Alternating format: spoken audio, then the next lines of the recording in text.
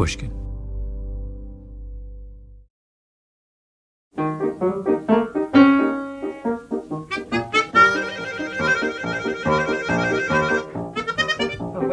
I always flatter myself I think I'm going to be able to play it that fast, and I actually can't. So take it from your introduction again after the three chords, a little slower.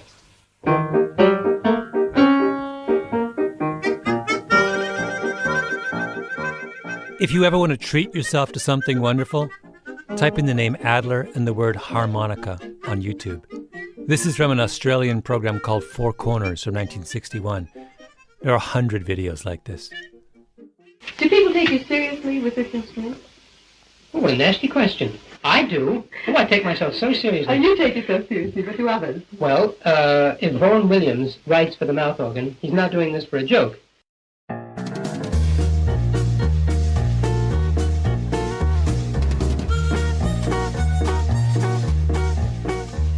My name is Malcolm Gladwell. You're listening to Revisionist History, my podcast about things overlooked and misunderstood. This is the first of 2 episodes about memory, about the myths we hold about it and the games our memories play. This one is about an argument between 2 old friends over what supposedly happened or did not happen during a raid on a house supposedly full of Nazis in July 1945. Or maybe April of 1946. I have no idea. This is an interview with Larry Adler by Dorothy Horowitz on February the 5th, 1986. And Larry Adler is the virtuoso hand organ player. Is that correct title? Did you say hand organ? Mouth organ. Because the hand organ is what you grind from monkeys. Right you are. Money. By the time Larry Adler sat down to tell his life story to a historian with the American Jewish Committee, his reputation was well known. Perfectly all right with me. Oh, no. Mouth organ player, or harmonica player, as it is also known. I use the word mouth organ, but the people who manufacture it call it a harmonica. And I might add a raconteur par excellence, and we hope you're going to indulge in a lot of that because we're going to want to know all about you. Of course, you know that raconteur is a very polite word for liar. Raconteur is a very polite word for liar. That could easily be on Larry Adler's tombstone.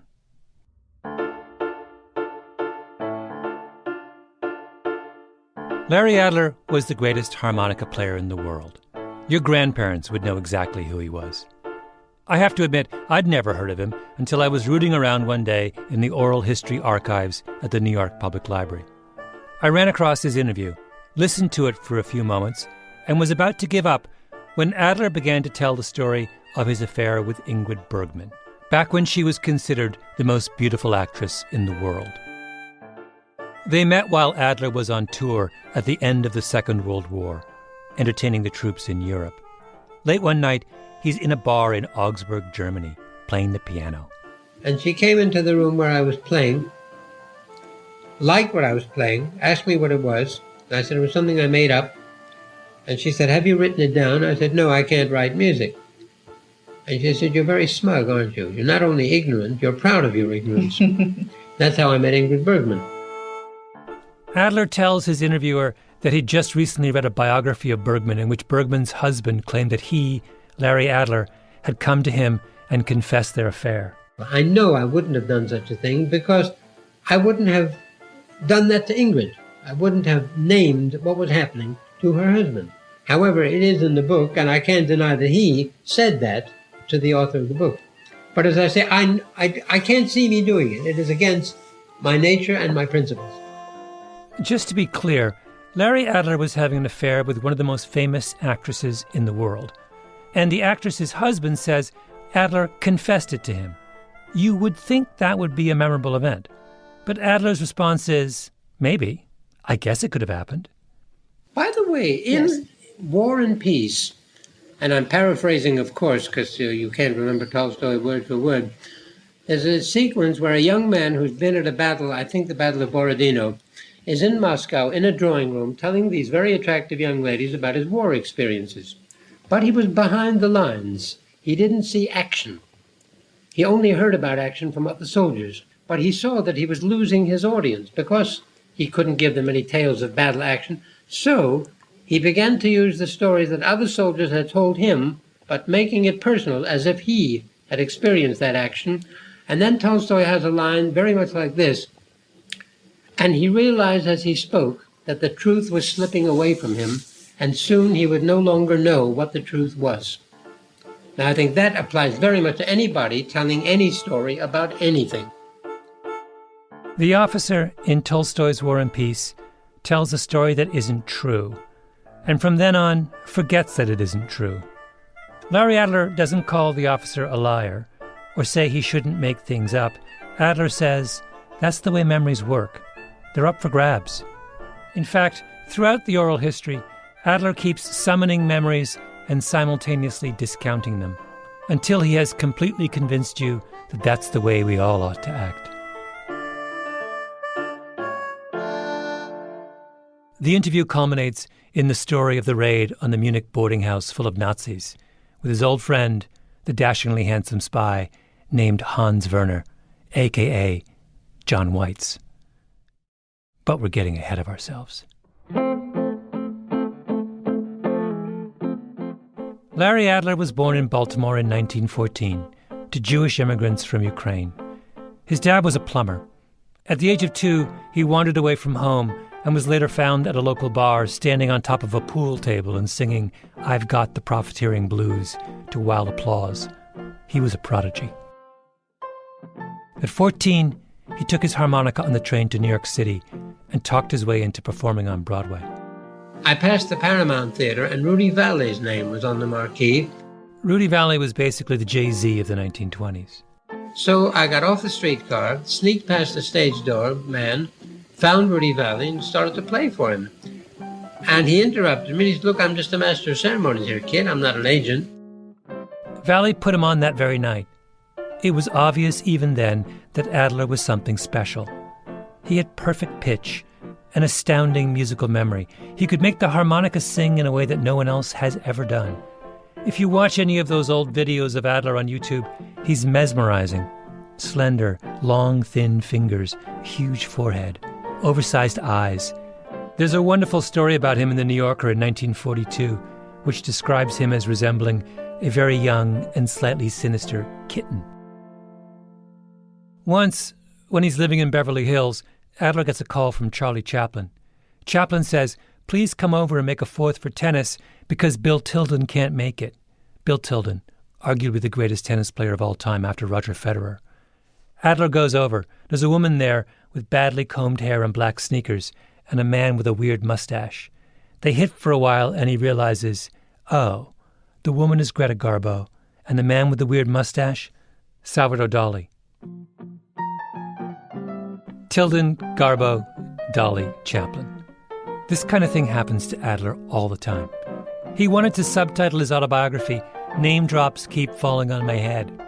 He was friends with the legendary composer Frank Loesser, but he hated Loesser's wife, whom he called, wait for it, the evil of two Loessers. I mean, how much do you love this guy? Prince Philip wrote me a wonderful letter when my father died from Buckingham Palace and said, how close they were. That's Peter Adler, Larry's son. Prince Philip, of course, is the Queen's husband. Well, they were both members of an infamous club called the Thursday Club. And I think there were only 13 members, and they would meet every other Thursday at Wheeler's restaurant and all get very drunk and tell tales and whatever they did. And we were living in Grosvenor Square at the time, and in the middle of the afternoon, my father arrives without warning, totally drunk with Prince Philip. They'd come straight from a Thursday Club lunch. And the fact that my father had never given my mother any warning, he was arriving with the Duke of Edinburgh. I don't think she forgave him. But the greatest Larry Adler story comes earlier. Adler is in Germany, entertaining the American troops. He's touring with Jack Benny, one of the most famous entertainers of the day, and Ingrid Bergman, who he's just met at the piano bar in Augsburg and is possibly already sleeping with.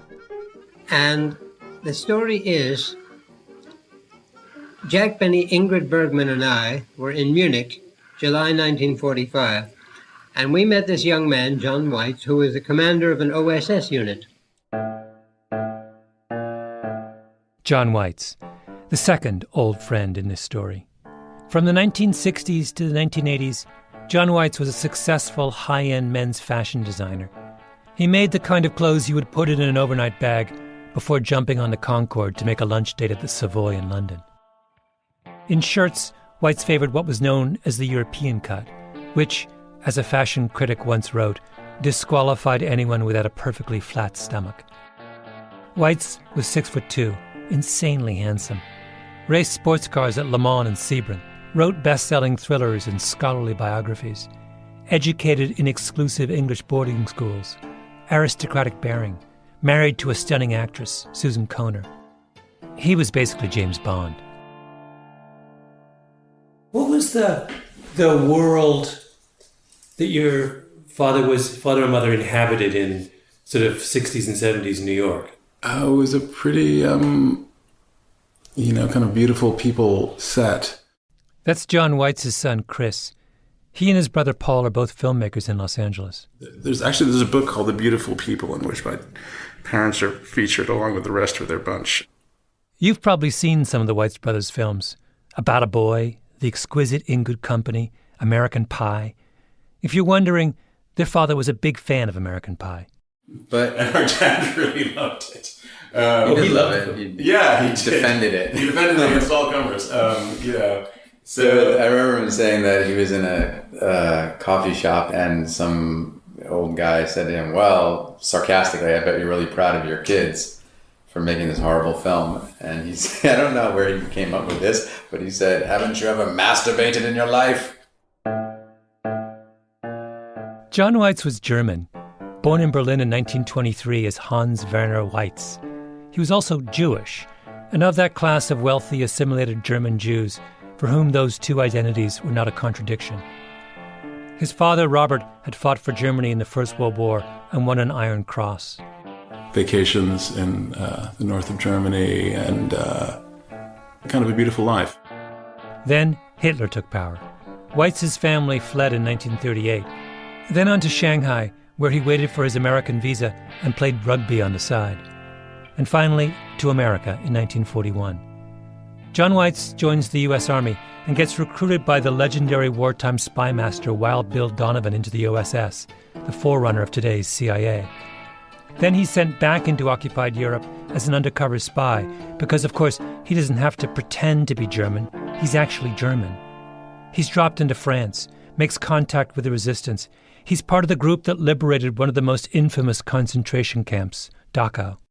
He told me about when he was in Dachau, seeing a gas chamber, and there was a little window whereby the operator could tell whether the people inside were dead or not. And next to it was a picture of his little child. He described it as being the way that a taxi driver would have a picture of his family and children like taped to the dashboard. But that really stuck with him. After the war, Dachau was turned into a holding pen for prisoners of war. Weitz was sent into the camp to spy on the captured German soldiers, to impersonate a German POW. Some German soldiers, after the war ended, would burn off their SS tattoos with the end of a cigarette. Weitz got a tattoo and then burned himself as well to make the impersonation real. Now you'd say he had PTSD, actually. But nobody talked about it in that way. So he was, a drinker, not a sloppy one, but someone who sort of regularly, until he suddenly cut it off like cold turkey at some point in our childhood. He didn't sleep well. He woke up very early in the morning. He had incredibly regular habits born of the army, of kind of keeping things in order.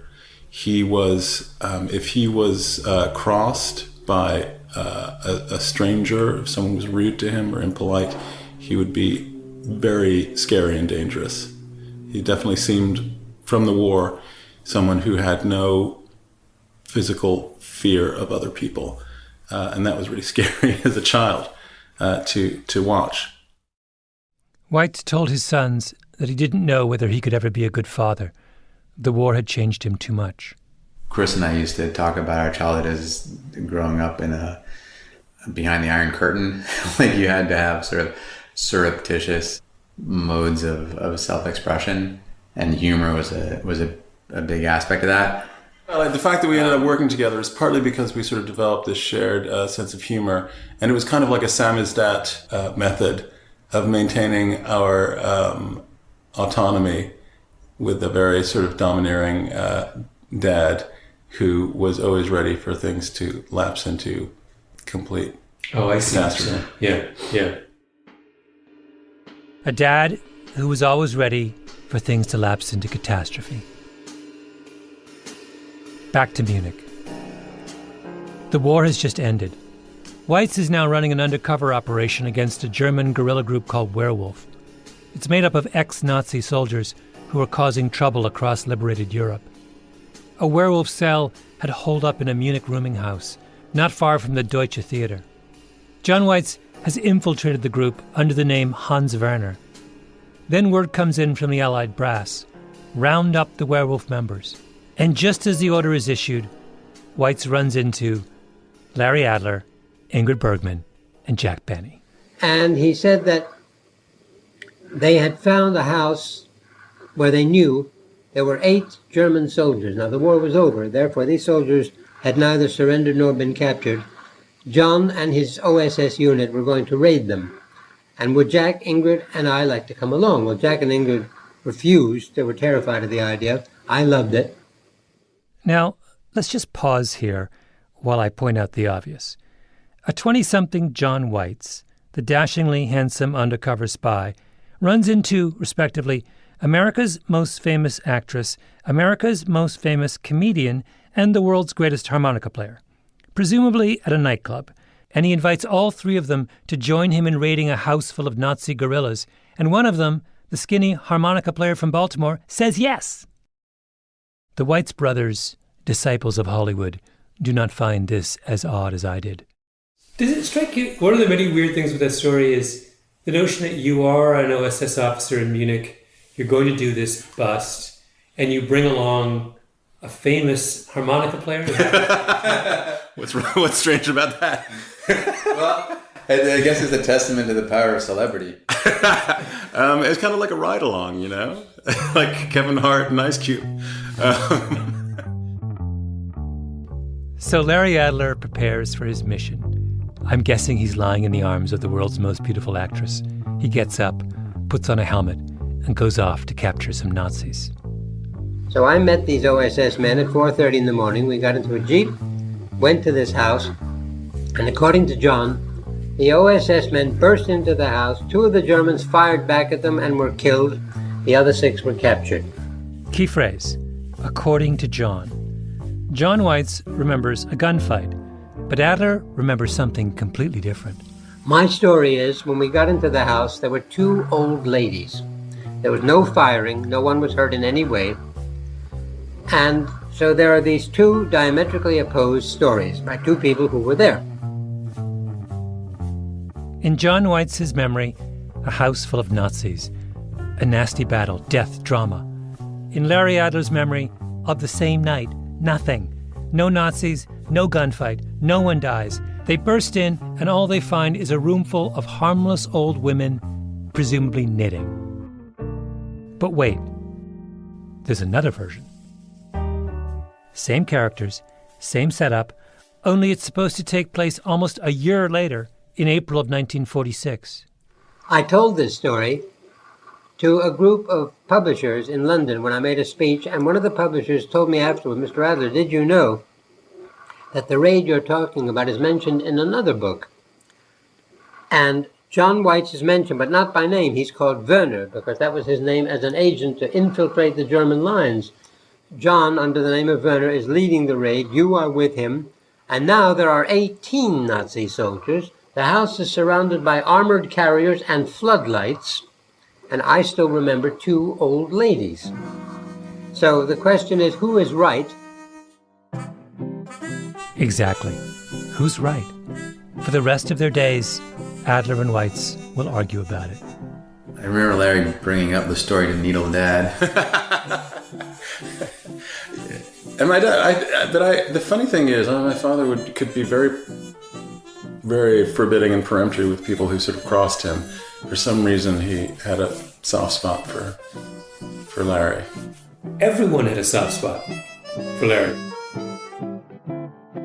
What I heard at lunch was you were rounding up these Nazis, and all I saw was old women. Oh, Larry. Yeah, it was something. Shut up and have another champagne.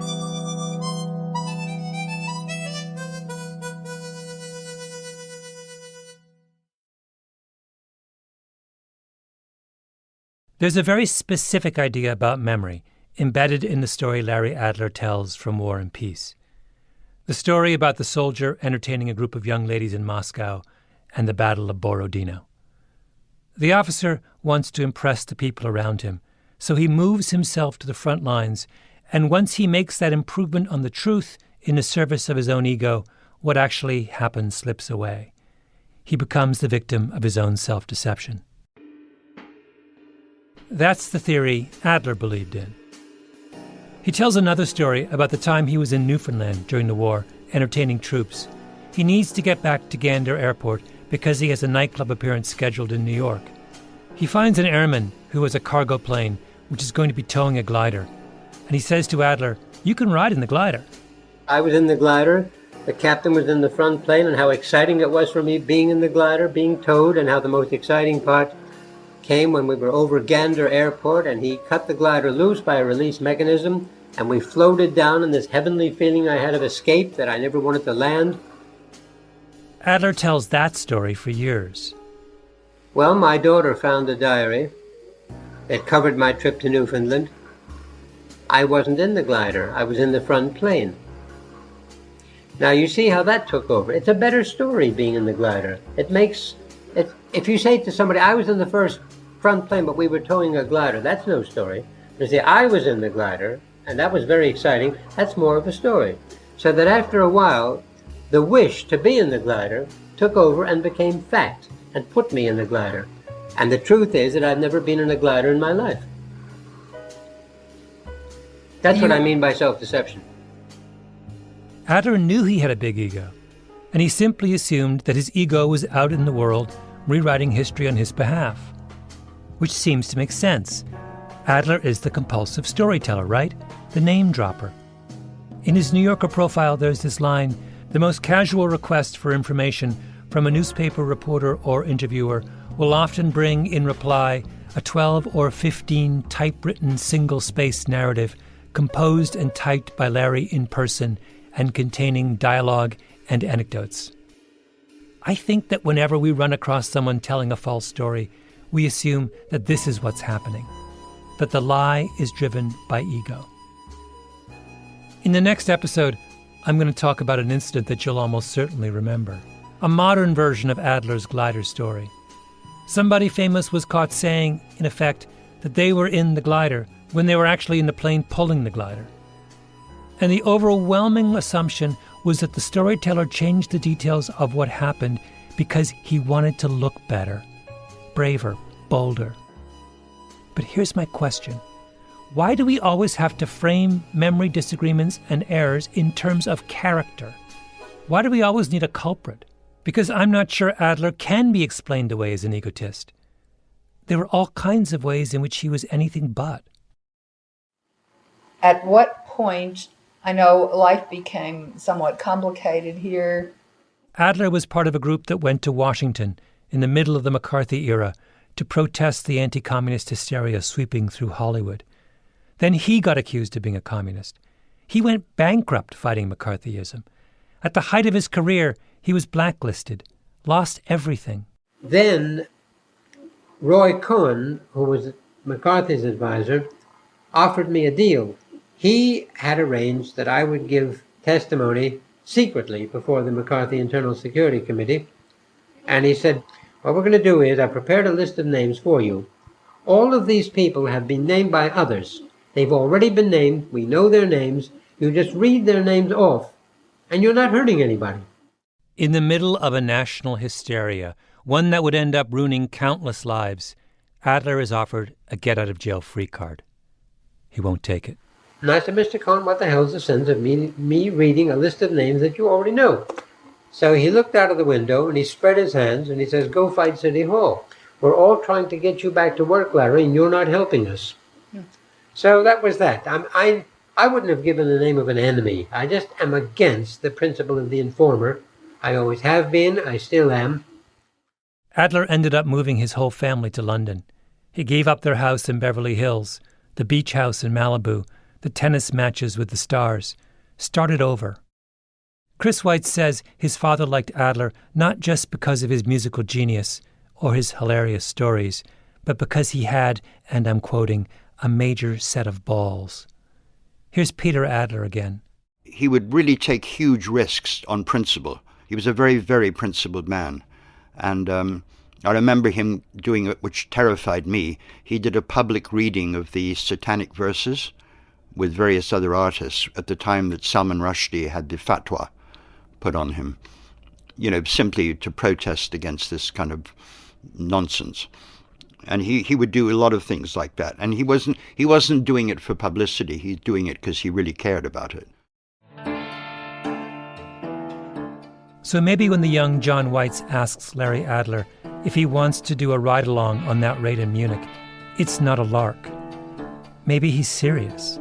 And maybe Adler volunteered because it was important. Remember, he's a Jew. In Munich, the birthplace of the Nazi Party. If it's all a lark, then the grandmother version is funny. It's the kind of punchline you can imagine landing well at a Hollywood dinner party. Larry Adler, the compulsive storyteller, wins over another crowd. But if he's serious about the raid, then the grandmothers aren't funny. They're not a punchline. They're a sad and awkward ending. My story is duller. One would never even tell such a story. And I would tell it only because that is my memory of it. He's right. But then consider his companion. John Weitz would go on to write many books, among them Friends in High Places, a thriller with a really complicated core. The main character was somebody who was in the auto industry and was joining the Nazi Party in order to get ahead in his career. I think he felt about himself that if he hadn't been Jewish, maybe there, but for the grace of God, would go his moral center.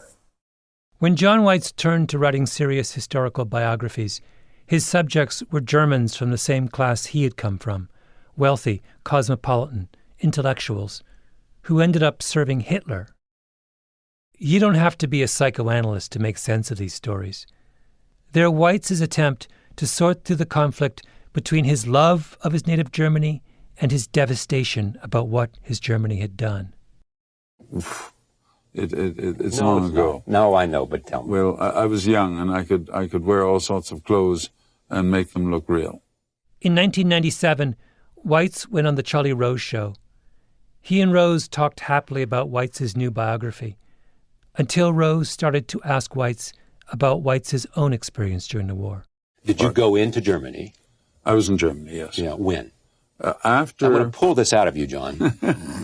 The journalist. Yes. Weitz doesn't want to talk about it. I started in France during the general time of the invasion plans. Plans? Yes. They dropped you by parachute into France? No. Oh, never. How'd you get in there? You have many ways of being delivered, but not by parachute because they can see you coming. Okay, so how'd you get in? Oh, you can go in by boat. Well, how did you can go get in by a small plane. How did you get in? Well, by my small airplane. Small airplane. Small that airplane. Landed. Well, there were many beaches. Okay. You could So land the small quietly. plane landed on a beach. You fly. Yeah. You know, the dead stick is... This goes on and on. How many trips did you make in and out of France? 10? Oh, God, no. Less or more? Much less. More than one, less than four. How's that? Lord, you're being the journalist. All right. Finally, Rose just gets exasperated. Tell me why you're so, at this late stage, Because what is the people code? Involved. What is the code that keeps you from being more forthcoming? Well, General Donovan issued a memorandum. Wow, Bill Donovan. Yes, our boss. Head of OSS. Which said, for as long as there are people alive, I spoke to one the day before yesterday on the phone, an 89-year-old ex-colonel of Panzers of Armored Forces, 9th Cross wearer, who was a resistance officer. As long as there are people alive, you'd be amazed at how many Germans, stupid ones, would still be angry at somebody who brought some form of resistance. This is 1997. The war has been over for more than half a century, and Weitz refuses to give anything more than the barest details of his experience because of a memo written by his former boss, who, by the way, has been dead for decades. Weitz and Adler are principled men. It's just that their principles take different forms. On matters of emotional significance, one man shrouds his memories in a blanket of chatter and whimsy.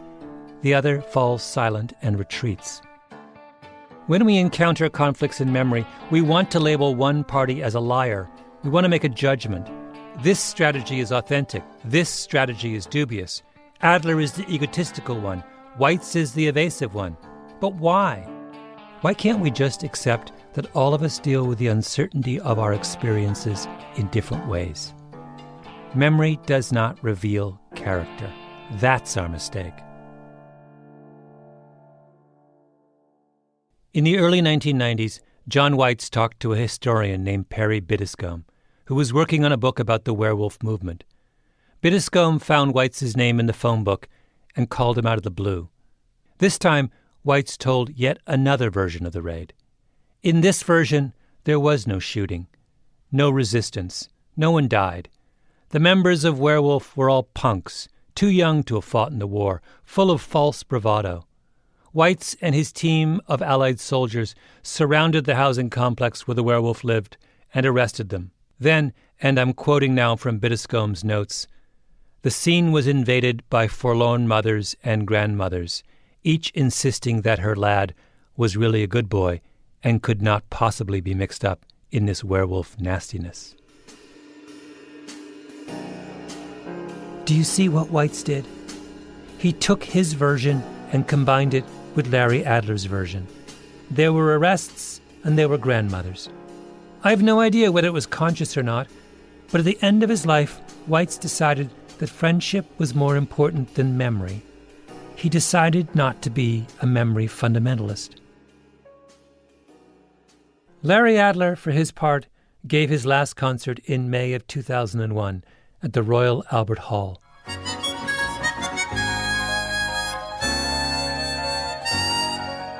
It was Prince Philip's 80th birthday celebration, and the Duke wanted his old friend to play for him. Adler was near the end. His son Peter knew he wasn't well.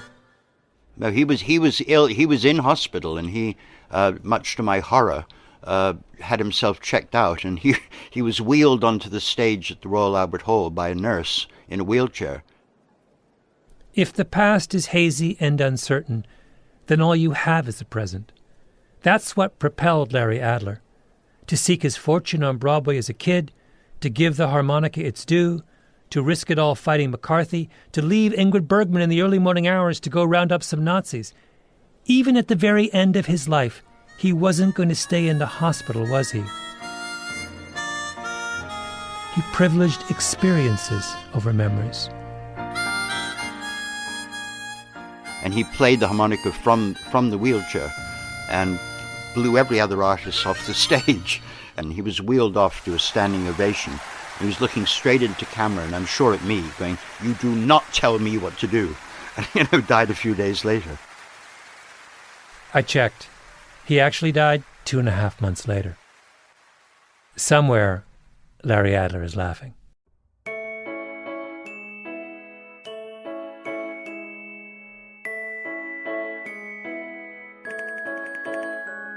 Revisionist History is a Panoply production. The senior producer is Mia Lobel, with Jacob Smith and Camille Baptista.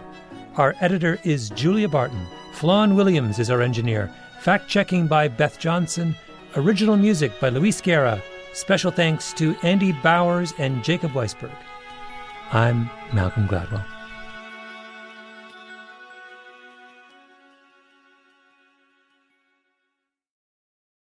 I tell a story about getting to Israel just after the Six-Day War. Special service officer met me at the airport. I even remember his name, Major Zafrir. And he told me that an Israeli soldier had written a song, Sharm el-Sheikh. So I learned it. It was a damn good tune. I played it first at El Arish in the Sinai, and there were about 200 tanks, about 2,000 soldiers. General Rabin, who was then chief of staff, he was there. I played, and the audience went mad. The applause went on and on. I played it again. They made me play it 6 times. And I then said, my friends, I haven't got the vocabulary to describe the emotional experience of this moment. I'll never forget it. But there are other artists who've come down to the Sinai. They're waiting to entertain you. I don't want to hold up the show. Please, don't ask me to play Sharm el-Sheikh again. And an Israeli soldier calls out, you'll play it till you get it right. Now, isn't that a great story? But of course it's not true. It's an opera story. It's the tenor singing Pagliacci. Yes. Now, all the details that I told you, Major Zafrir, the Sharm el-Sheikh, playing it at El Arish, that's all true. But believe me, I only played it once. However, twisting that opera story around makes it a much better story. I agree.